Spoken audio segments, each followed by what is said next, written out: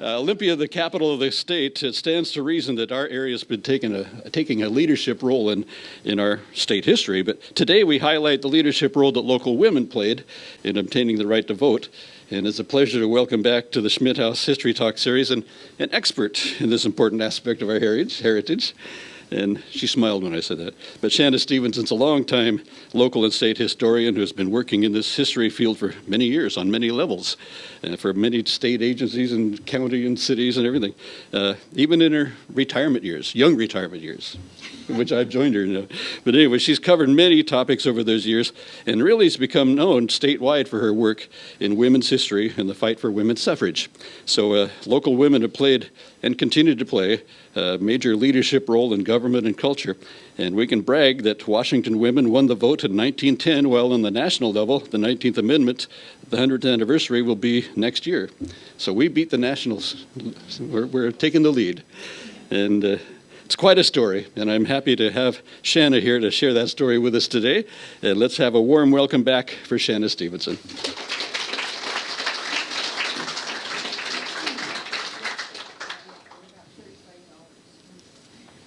Well, I'm delighted to be here talking about one of my favorite topics. As Don said, here in Olympia and Thurston County, we were really ground zero for women's right to vote in Washington. And of course, it was the activist women who gained the vote, and women were and continue to be leaders in local governments and tribes. Well, women leaders in Thurston County reach back to Native American women, including Queen of the Nisqually tribe, who was mentioned as a leader during the Wilkes Expedition, as well as the Medicine Creek Treaty. Well, early on in Washington, women gained property rights through the Oregon Donation Land Claim Law of 1850, in which married women could claim as much as 320 acres of free land in their own names. And Washington became a community property territory in 1869. So this really gave them a basis for moving forward with rights. The first Women's Rights Convention, held at Seneca Falls, New York in 1848, was a public call for voting rights for women, which were eventually realized in the West. Over 300 men and women attended the convention, which was accepted the Declaration of Sentiments and then adopted a series of resolutions for remedies for unequal treatment of women. Suffrage was arguably the most controversial of the Declaration's wide variety of indictments and demands. The convention affirmed with the resolution that it is the duty of women of this country to secure to themselves their sacred right to elective franchise. As a territory, Washington, which was created in 1853, could enact voter qualifications by legislative action. And in 1854, a mere 6 years after that first Women's Rights Convention, the first Washington Territorial Legislature considered enacting women's suffrage. House member Arthur A. Denny introduced an amendment for women's suffrage to a pending voting bill. And the amendment failed by only one vote. So we came very close in 1854. Well, this looks like a group that may remember Here Come the Brides. Anybody remember that show? Well, Asa Mercer set out to bring unmarried women to the Northwest, where there was a shortage of women. Instead of Here Come the Brides, it was really Here Come the Teachers and the Suffragists. Some of the most active early suffragists came with the Mercer parties of 1864 and 1866, several of whom came to Olympia. They threw off the shackles of Eastern law and were at the forefront of activism for women's votes. Olympia area Mercerites, and that's what they called them, are listed here, and the image is of one of them, Mehetabel Elder, and we'll hear more about her here shortly. Well, following the enactment of laws in the Washington Territory and the post-Civil War U.S. constitutional amendments regarding the rights of citizens, some Thurston County women determined in June of 1870 to go to the polls without waiting for any legislative action to empower them to vote. And 7 women voted at the Grand Mound School, shown here, including Emily Olney French, Mercy Peck, and another named voters was Delilah Sargent. And the Thurston County Historic Commission installed a marker near the site of the school. The other names of the voters are not known, but we know of this voting from an account by Mary Only Brown in the very important History of Women's Suffrage publication. 8 women voted at Little Rock, sometimes called Black River or Miami Precinct, but we don't yet know their names. But look for a marker and a program at Little Rock next year by the Daughters of the American Colonists, and I understand there's going to be a couple of big events commemorating that. Well, there were 3 women who tried to vote in downtown Olympia, and they were turned away at the polls at the then Thurston County Courthouse, which was later a school, which is pictured here. These women were Jane Pattison, and she was accompanied by her husband, John Pattison.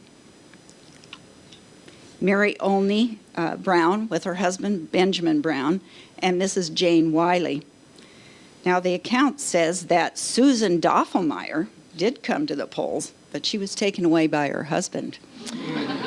But that did not stop her, as we'll soon find out. Well, this voting in 1870 is widely recognized as a truly national landmark event in the accounts of the national suffrage movement. So it was right here in Thurston County where that happened.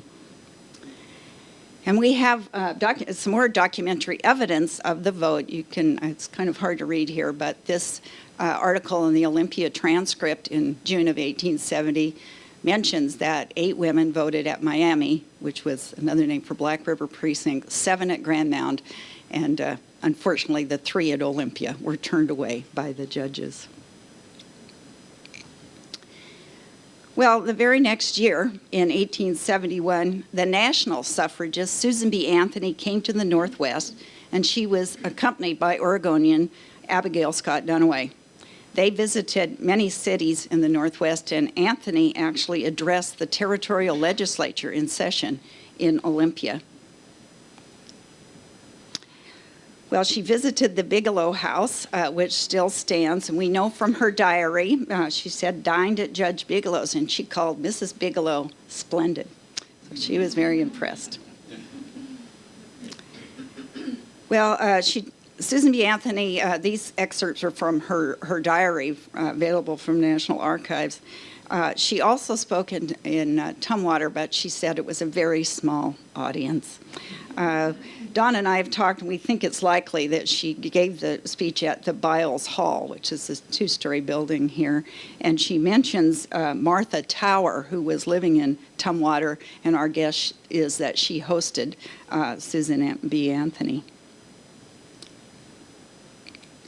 Well, Anthony and Duniway later joined the Bigelows and other Washington activists to organize the very first Washington Territory Women's Suffrage Association convention held in Olympia in November of 1871. And this was very important in creating the infrastructure to advocate for winning the right to vote. And this clipping is one of my favorites.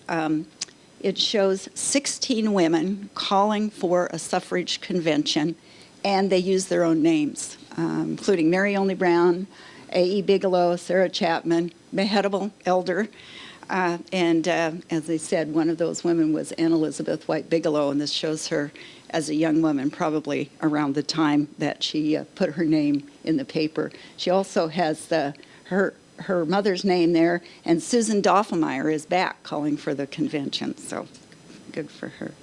Well, as I mentioned, the convention was held in downtown Olympia at what was then the Olympic or Good Templars Hall, and it's just to the right of the bridge there. It's the 2-story building that's kind of a dark building. And fortunately, we know what happened at this convention because the local newspapers carried the proceedings as well as all the attendees' names. So it's an excellent source of information. So who were the attendees at this convention? Well, there's a long list of them. Some of them, names I pulled out. Mary Only Brown's 2 daughters came, Mary Brown Lotz, who's in the upper left-hand corner there. Her other daughter, Elizabeth Brown Axtell, which is a local name. Clara Lord Littlejohn, who was Mehitable Elder's daughter. Katie Sargent, whom I believe was Delilah Sargent's daughter-in-law. Margaret Stewart White Ruddle, and she's just the top right there, and she, of course, was Anne Elizabeth White's mother. In the lower left is Janet Moore. She was a longtime teacher in Olympia, founder of the Women's Club. And the oval image is of Clara Sylvester, who was an ardent suffragist. And of course, she was the wife of the founder of Olympia, Edmund Sylvester. Well, after the convention, the suffrage groups went on meeting. This is a clipping from 1873 about the Thurston County Women's Suffrage Association, and they were meeting in downtown Olympia. Pictured here is Abby Howard Hunt Stewart, who was president of the group at the time, and she was also the founder of the Women's Club of Olympia. You can see the officers there, Marianne Barnes, P.C. Hale, and so on and so forth. Well, Pamela Hale, who's mentioned in the previous article, holds the distinction of being the very first countywide elected woman. She was elected as Thurston County Superintendent of Schools in 1882. Now, women could vote in local school elections by 1877, but they could not vote for county superintendent. So Pamela Hale was elected by the men of the county. And no wonder, she came very well qualified. She was an 1852 graduate of Mount Holyoke College. She had come to Olympia in 1871 as a widow, and she opened a private school. She married widower Calvin Hale the next year. She taught at Union Academy and became a principal of Olympia Schools in 1880. She was on the Territorial Board of Education.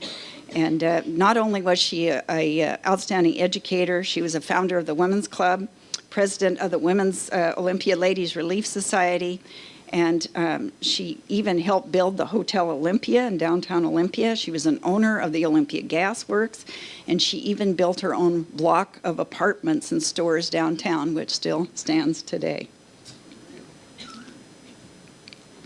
So after coming close in 1881, in 1883, the legislature enacted women's right to vote in Washington Territory. And it was a big deal. The newspaper articles says there was a celebration in Olympia that included the booming of cannons and ringing of bells. So it was a big deal. And it was, because only women in Wyoming and Utah had the right to vote before Washington women after the Civil War. So the question is sometimes asked, did African American women gain the ballot in Washington in the 1880s? They did. They registered and voted. This is Margaret Howard, who's listed on the voter rolls. She was the daughter-in-law of Rebecca Howard, who was an early Olympia African-American businesswoman, and some of you may know the mural of her in downtown Olympia. Another African-American woman was Mary Jane Mars, and she's also listed in the poll records in the 1880s. Well, reflecting concern about women voting, but also women serving on juries when they gained the right to vote, lawsuits were brought to invalidate the suffrage law. The Territorial Supreme Court revoked women's right to vote in 1887, really on a technicality. They said the enacting clause was not correct. Just a year later, the Washington legislature reenacted the suffrage law with the appropriate title, and the measure excluded women from serving on juries. However, that same year, the Territorial Supreme Court decided another suffrage case. They ruled that the federal government had intended to put the word male before citizenship in the Washington Territory Organic Act when they were establishing voter qualifications. And as you can tell by this copy of the original opinion, they took away the right of women to vote literally with one stroke of the pen. So if you know Washington history, you know that Washington was poised to become a state in 1889, and the Constitutional Convention was held here in Olympia that summer. Now, the disqualification of women from voting just a year earlier weakened the cause of suffrage since they could not vote for delegates to the convention. There was a concerted effort for women's suffrage, as you can tell by this quote from the Tacoma Daily Ledger. They tried to get it in the body of the Constitution. And of course, our Constitution was ratified, but women's suffrage was a separate issue on the ballot, and it lost by a substantial margin, as did another ballot issue, prohibition. And Washington then came into the Union as a non-women's suffrage state. Although women could not vote generally, they were called upon to vote in the 1890s to choose the state flower. Washington was invited to participate in the 1893 Chicago Columbian Exposition, and they said, you must have a state flower to put in your exhibit. And Washington didn't have one, so they decided that it would be a woman-only selection, and women would vote in 1892. Among the initial contenders were the clover, the dogwood, the syringa, the wild rose, and even the Oregon grape. So they distributed ballots at post offices and other designated polling places, and when the votes were totaled, the rhododendron had won. In 1959, the legislature chose the rhododendron macrophyllum as the species for the state flower, which of course continues today. So one of the polling places was here in Olympia as what was then the Sawyer and Philly drugstore in the Chambers block, which still stands today. And you can see that it was advertised in the paper for women to come and vote for the state flower. So after statehood, it became much more difficult then to enact women's right to vote because it required an amendment of our Constitution. And that, of course, as you probably know, is a two-step process. It requires a two-thirds vote in the legislature and then statewide ratification for voters. Well, if you know our history, we're a populist state, and the fusionist and populist reformers in 1897 passed a bill for statewide vote to amend the Washington Constitution for women's suffrage, but it was subject to subterfuge. When Senator Thomas Miller happened to examine the bill that had finally passed the House, he noticed that it had been mysteriously replaced with a bogus document, apparently by the anti-suffragist. And it was up to Laura Hall Peters, pictured here, who was managing the legislation for suffragists, to personally carry the correct bill to then Governor John Rogers for his signature. Well, despite work by suffrage groups statewide, the ratification vote on the amendment lost by almost 10,000 votes the following year. Voting men feared women would enact prohibition, which they did once they got the right to vote. Well, the suffrage movement was kind of in the doldrums around the turn of the 20th century. But by 1909, the suffrage fight was on again. This time it was at the old Capitol in downtown Olympia, whereas previously the legislation was at the wooden Capitol on the present Capitol campus. Well, two major leaders arose, and they were quite different. Emma Smith DeVoe was a professional organizer. She'd worked in many other states and areas, and she was very ladylike, demure, low-key, and she worked a lot in western Washington. In eastern Washington, efforts were headed by May Arkwright Hutton, who had a very different background. She had become a cook in a boarding house in northern Idaho, and she married a fellow who was an engineer on the railroad, and they decided that they would invest in a northern Idaho silver mine. And what do you know, they became very, very wealthy. And women in Idaho had the right to vote, but when the Huttons built a big swanky house in Spokane and they moved there, Mrs. Hutton discovered that she did not have the right to vote in Washington, and she became very active. She believed that working women needed the right to vote, and so together they were very strong leaders. They really developed what you would recognize as a modern campaign. They built coalitions. They were quite low-key, so if you've seen like Iron-Jawed Angels and those kinds of things, that was not the Washington campaign. They said to men, it's a matter of justice that women get the right to vote, and they believed they knew the kind of arguments that would resonate with the men of Washington. They really separated themselves from prohibition. They had learned their lesson earlier. They were very organized. They used modern media. They had their own newspaper called Votes for Women. They had poster brigades, and people would put up posters all over, and they believed in monitoring the election.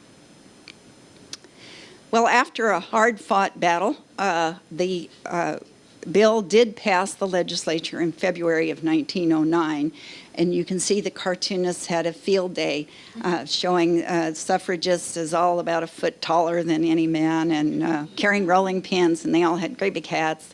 And they believed at this time that only good-looking men could expect to be elected once women got the right to vote.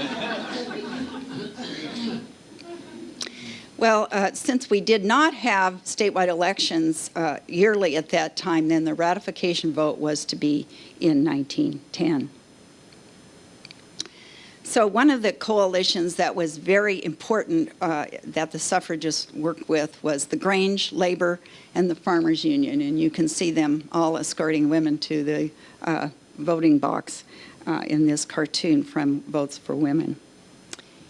Here in Thurston County, the Grange was very active. This is a clipping from February of 1909, which shows that there was a debate that was held at the Hayes School, and members of the Chambers Prairie Grange, which is the Starbucks now.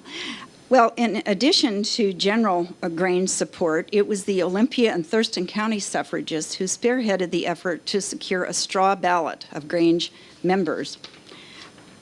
Members of the state Grange, in fact, then voted 5-1 for women's right to vote in their September 1910 straw vote, foreshadowing the victory in November of 1910. Unfortunately, or the tally, I'll just have to say, in Thurston County was quite divided among the Grangers.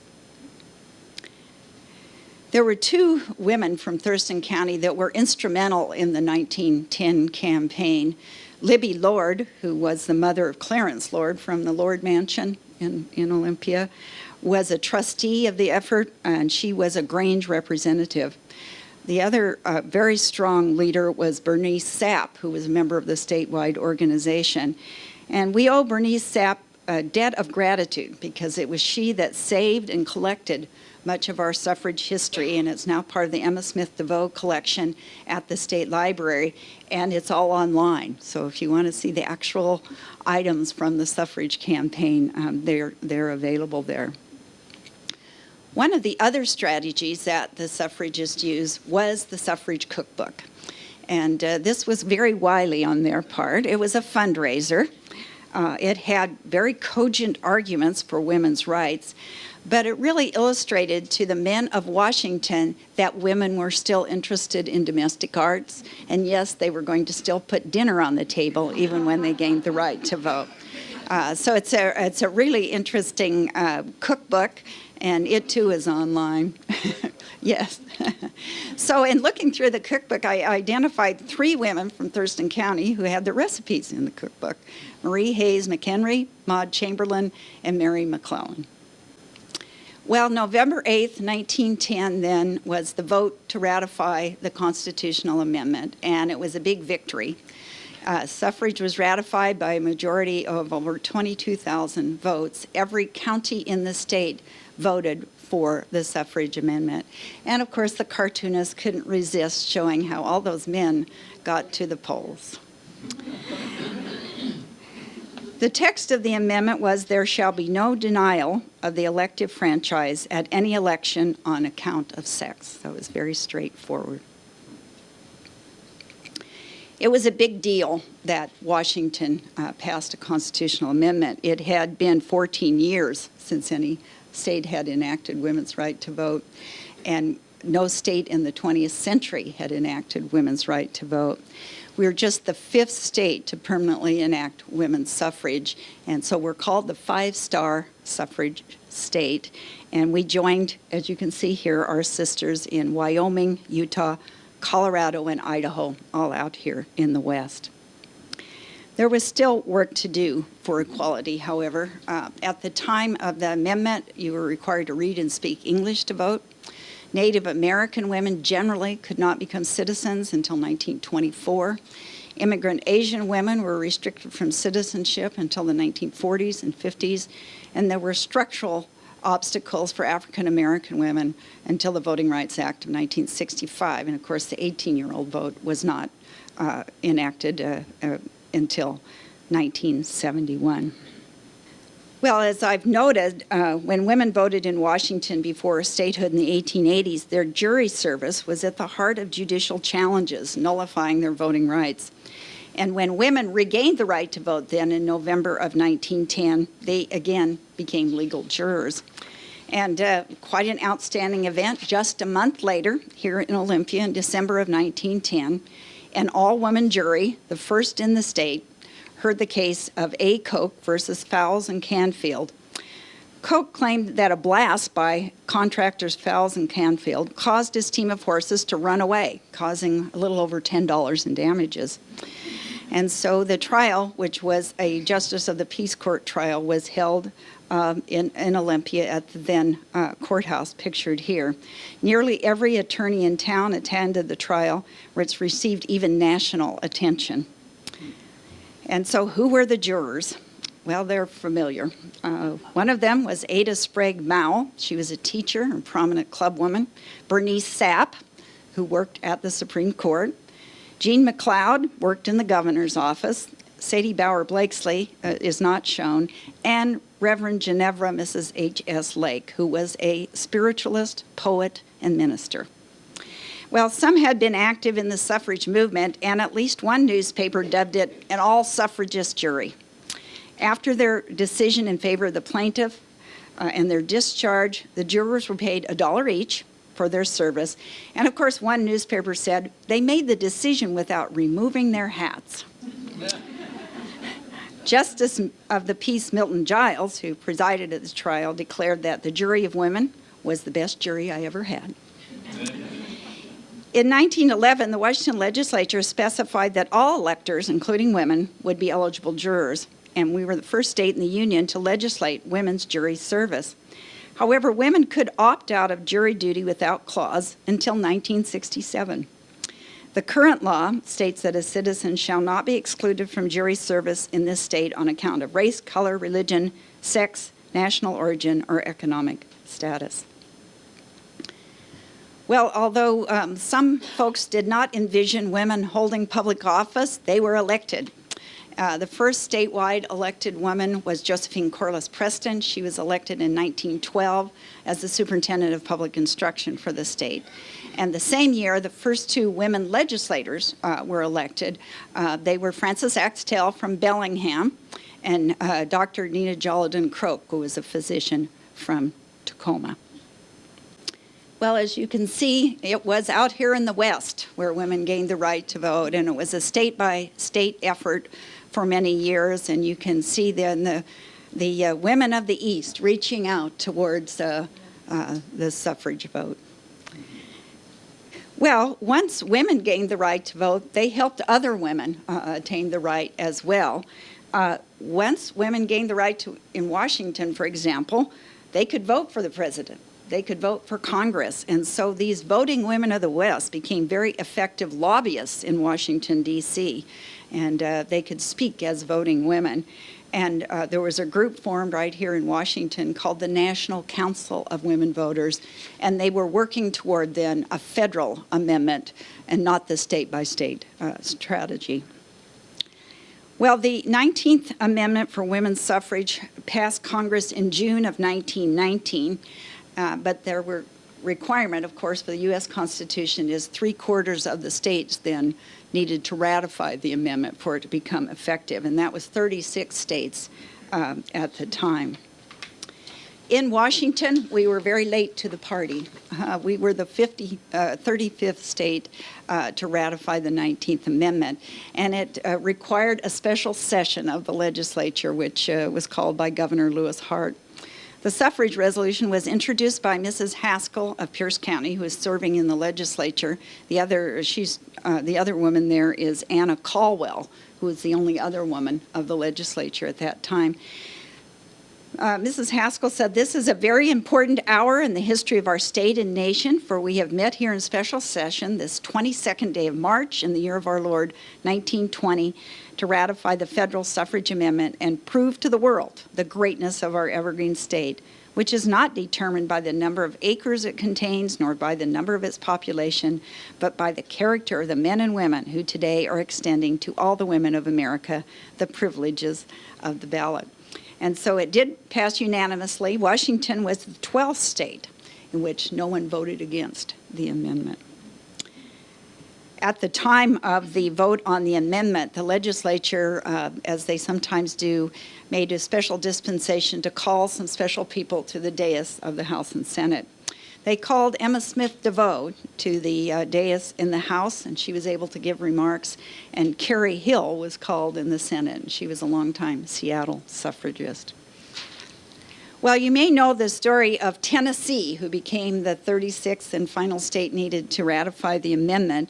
The story goes that it was Harry Byrne, who was a young legislator, who got advice from his mother that he better vote for the amendment, which he did. So Tennessee became the 36th and final state needed to ratify the amendment. And it became effective then August 26, 1920. And I believe the State Historical Society is planning a big do at the state capitol next August for that commemoration. The amendment read, "The right of citizens of the United States to vote shall not be denied or abridged by the United States or by any state on account of sex. Congress shall have power to enforce this article by appropriate legislation."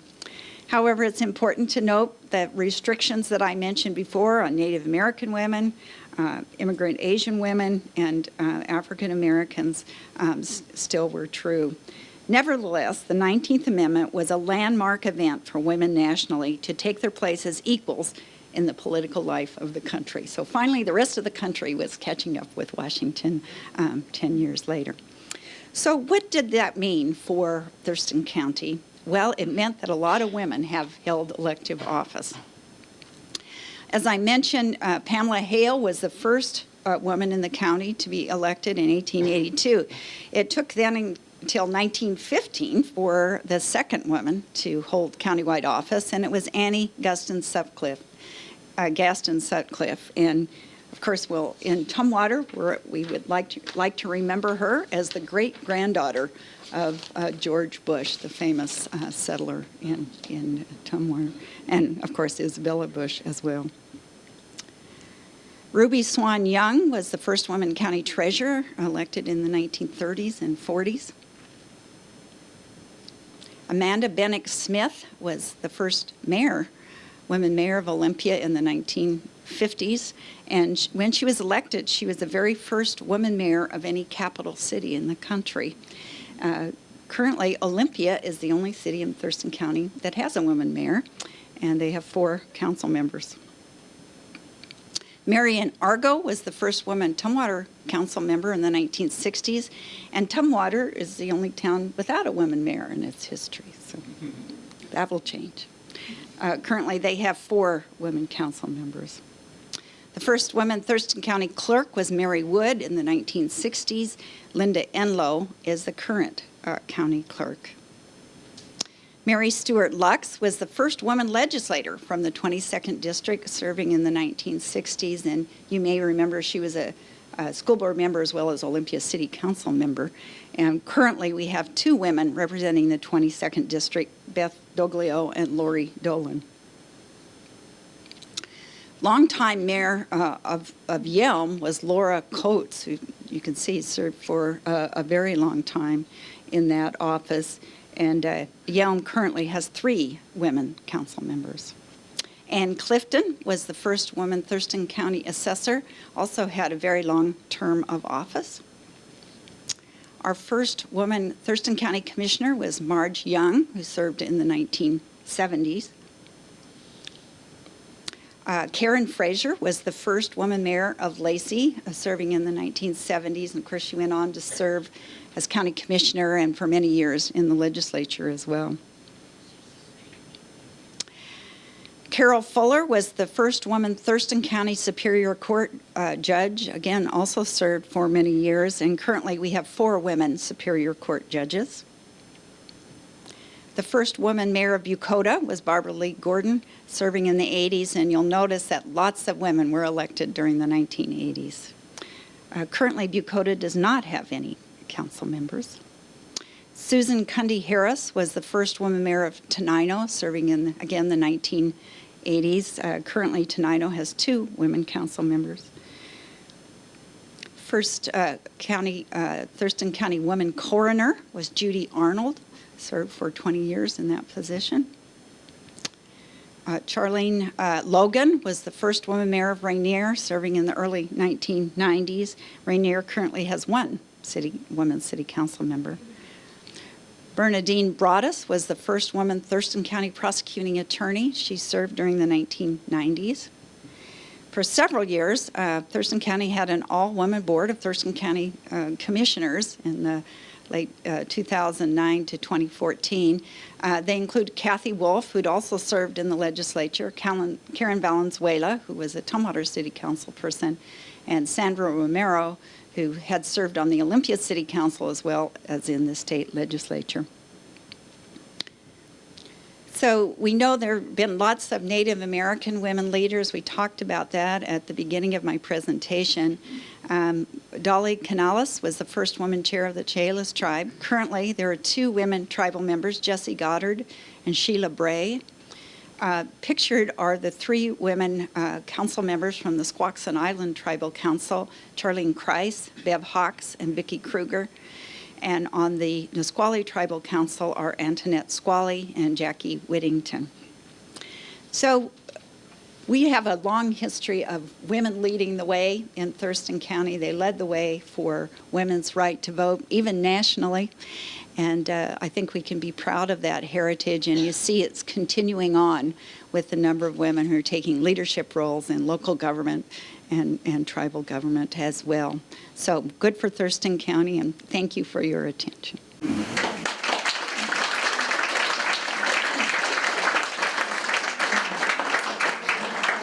We have time for questions. I'd try to answer any that you might have.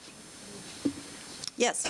You mentioned we were 35th to ratify, but that it was a unanimous vote. That seems a little incongruous. Why did it take so long for us to get, why were we 35th in line? Well, I think there are a couple of reasons. First of all, women had the vote here in Washington. And Governor Hart I looked through his records at state archives. He was urged by Carrie Chapman Catt and many others to call a special session. And as you might know, sometimes governors are reluctant to call special sessions because then it opens up to a lot of other things. And from what I can understand from the information at state archives was they were kind of looking to when this was going to happen, you know, when enough states were going to ratify.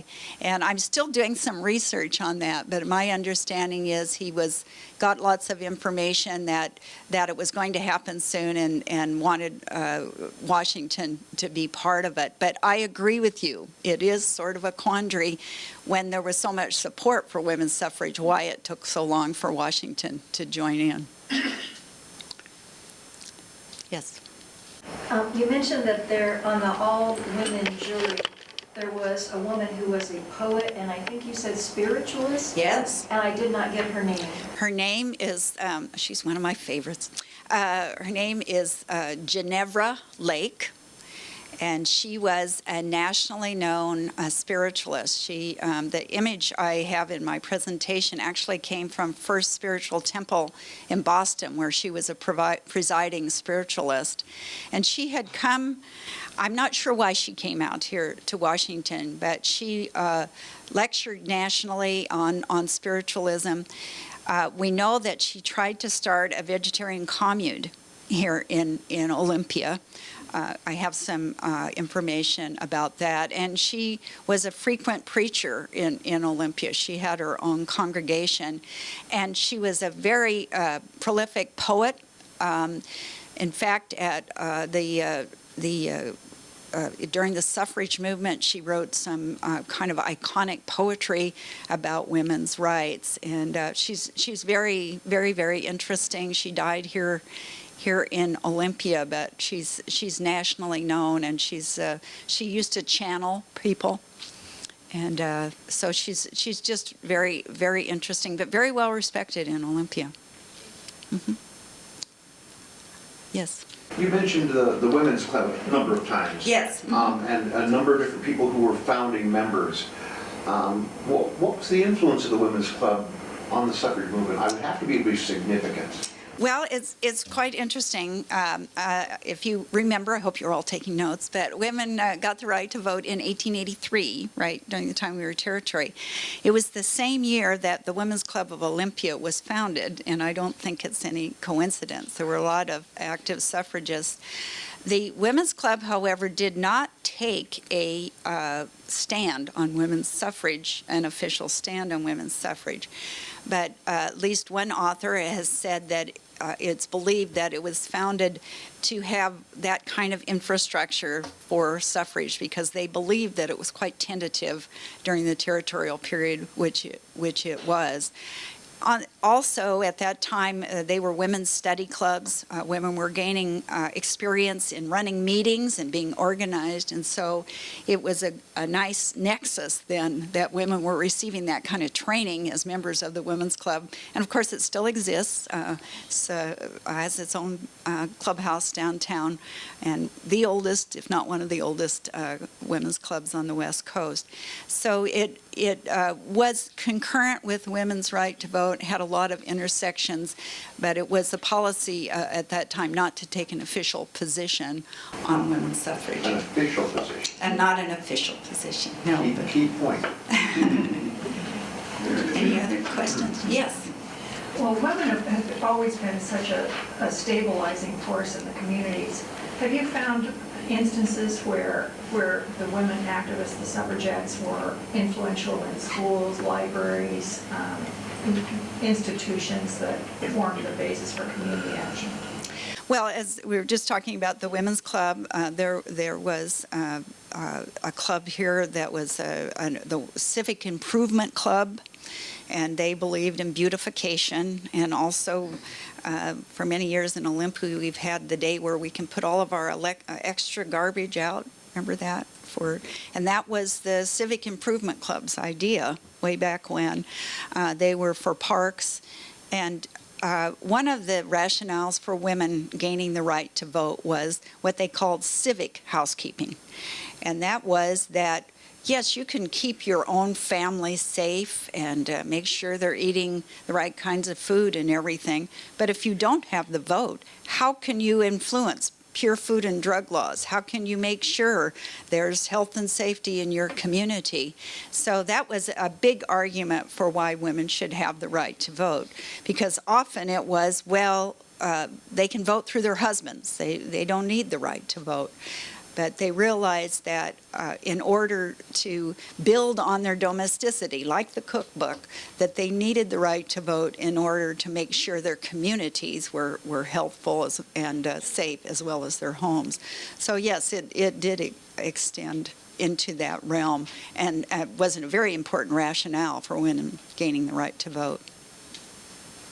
Yes? Do you know when the first U.S. female senator, state of Washington, who it was when they were elected? The first U.S. female senator, I'm not sure about that, whether it's our current senators or not. I don't know that. I will find that out. Any other questions? Yes. I have one more. Catherine May from Eastern Washington was the first woman in Congress from Washington. I know that. Excuse me. Not at all. Would you elaborate slightly on that document that had been fraudulently placed?